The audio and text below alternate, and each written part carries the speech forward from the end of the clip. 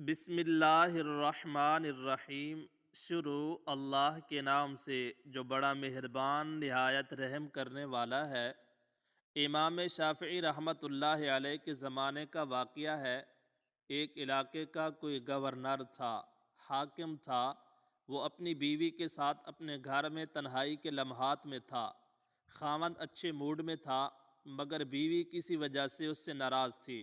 اب خاوند جتنا اس سے محبت و پیار کی باتیں کرتا، وہ بیوی اتنا اس سے چڑھتی اور اس سے بدتمیزی کرتی تھی۔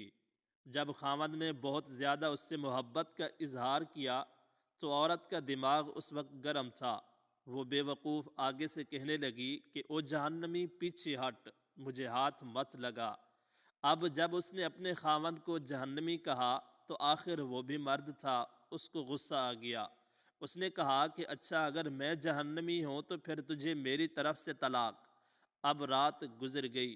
صبح جب دونوں کا دماغ ٹھنڈا ہوا تو عورت کو بھی غلطی کا احساس ہوا کہ میں اپنے خاوند سے ناراض تھی، مگر مجھے یہ لفظ نہیں کہنا چاہیے تھا کہ او جہنمی، پرے ہٹ، میں نے تو غلطی کر لی۔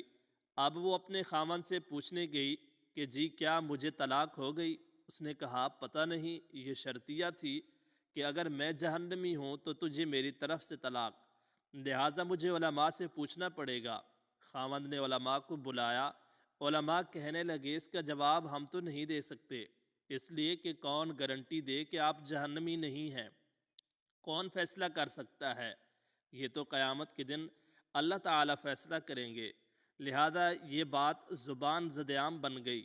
سینکڑوں علماء سے رابطہ کیا گیا، مگر کوئی عالم، کوئی مفتی اس کا جواب نہیں دے پا رہا تھا۔ بادشاہ پریشان تھا، وہ بھی اپنی خوبصورت بیوی کو طلاق نہیں دینا چاہتا تھا، بیوی بھی اب طلاق نہیں لینا چاہتی تھی۔ چنانچہ امام شافعی رحمۃ اللہ علیہ کو کسی نے بتایا کہ جی فلاں علاقے میں یہ واقعہ پیش آیا ہے۔ انہوں نے فرمایا مجھے وہاں لے چلو، میں اس سوال کا جواب دے سکتا ہوں۔ چنانچہ امام شافعی رحمۃ اللہ علیہ آئے اور انہوں نے حاکم سے پوچھا کہ کیا واقعہ پیش آیا؟ اس نے بتایا کہ اس طرح میری بیوی نے یہ الفاظ کہے اور میں نے اس کے جواب میں یہ الفاظ کہے، اب بتائیں کہ طلاق ہوئی کہ نہیں؟ امام شافعی رحمۃ اللہ علیہ نے فرمایا کہ بادشاہ سلامت، اس کا جواب دینے کے لیے مجھے آپ سے تنہائی میں کچھ باتیں پوچھنی پڑیں گی۔ اس نے کہا بہت اچھا۔ چنانچہ امام شافعی رحمۃ اللہ علیہ نے اس سے کہا بادشاہ سلامت، مجھے زندگی کا کوئی ایسا واقعہ بتائیے کہ جس میں آپ گناہ کرنے کا موقع رکھتے ہوں، گناہ کرنا آپ کے لیے آسان ہو، مگر اللہ رب العزت کے ڈر کی وجہ سے آپ نے اپنے آپ کو بچا لیا ہو، کوئی واقعہ ایسا سنائیں۔ بادشاہ سوچتا رہا، کہنے لگا ہاں، ایک دفعہ میری زندگی میں یہ واقعہ پیش آیا۔ کہنے لگا کہ ایک دفعہ میں جلدی میں اپنے دفتر کے کاموں سے فارغ ہو کر اپنے بیڈ روم میں چلا گیا۔ جیسے ہی میں داخل ہوا، میں نے دیکھا کہ محل میں کام کرنے والی لڑکی میرے کمرے میں چیزوں کو سنوار رہی تھی، بستر کو ٹھیک کر رہی تھی۔ جب میری اس کے چہرے پر نظر پڑی تو لڑکی حسن و جمال میں بہت اعلیٰ تھی۔ چنانچہ میں نے دروازے کو لاک کر دیا، بند کر دیا۔ جب میں لاک لگا کر آگے بڑھا تو لڑکی سمجھ گئی کہ میری نیت خراب ہے۔ وہ نیک بخت تھی اور پاک دامن تھی، تو میری طرف دیکھ کر اس نے کہا اے بادشاہ، اللہ تبارک و تعالیٰ سے ڈر۔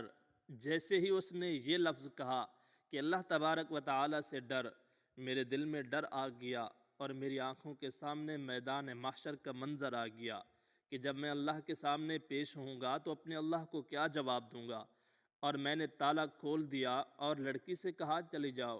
حالانکہ اگر میں چاہتا تو لڑکی سے اپنی خواہش پوری کر لیتا، مجھے کسی نے پوچھنا ہی نہیں تھا، مگر اس نیک بچی کے یہ الفاظ میرے دل پر بجلی بن کر گرے اور مجھے اللہ تبارک و تعالیٰ کا خوف آ گیا، اور میں نے گناہ کے اس موقع سے بچنے کے لیے اس لڑکی کو واپس بھیج دیا۔ اور یہ ایک ایسا گناہ ہے جو میں کر سکتا تھا، مگر اللہ کے خوف کی وجہ سے میں نے نہیں کیا۔ جب اس نے یہ واقعہ سنایا تو امام شافعی رحمۃ اللہ تعالی علیہ نے اس سے کہہ دیا کہ آپ کی بیوی کو طلاق واقع نہیں ہوئی، اس لیے کہ آپ جہنمی نہیں ہیں بلکہ جنتی ہیں۔ جب انہوں نے یہ فتویٰ دیا، سارے علماء ان سے بحث کرنے لگ گئے۔ آپ کیسے کہہ سکتے ہیں؟ آپ کیسے جنت کا ٹکٹ دے سکتے ہیں؟ کیا پرمٹ آپ کے ہاتھ میں ہے؟ کہ آپ کہیں کہ یہ بندہ جنتی ہے یا جہنمی؟ آپ رحمۃ اللہ تعالیٰ علیہ نے فرمایا کہ فتویٰ میں نے اپنی طرف سے نہیں دیا، بلکہ یہ فتویٰ اللہ تعالیٰ نے قرآن مجید میں خود عطا فرمایا ہے۔ کہ جی قرآن مجید میں کیسے؟ انہوں نے کہا کہ قرآن مجید کی آیت ہے کہ جو شخص اپنے رب کے سامنے کھڑا ہونے سے ڈرا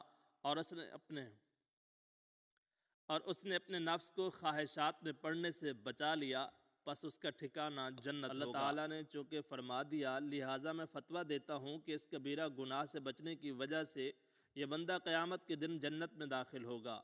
جو بچی آج کے دور میں گناہ کی دعوت ملنے کے باوجود اپنے آپ کو مضبوط رکھتی ہے اور اپنی عزت اور پاک دامنی کو محفوظ رکھتی ہے اور دعوت دینے والے کو نہیں کا جواب دے دیتی ہے، یہ لڑکی قیامت کے دن اللہ تعالیٰ کی جنتوں میں داخل کی جائے گی اور اللہ تعالیٰ کا دیدار عطا کیا جائے گا۔ اللہ تبارک و تعالی ہمیں بھی پاک دامنی کی زندگی گزارنے کی توفیق عطا فرمائے اور اس آیت پر عمل کرنے کی توفیق عطا فرمائے۔ یاد رہے کہ اسی قسم کا ایک قصہ ہارون الرشید کا زبیدہ کے ساتھ بھی ہے۔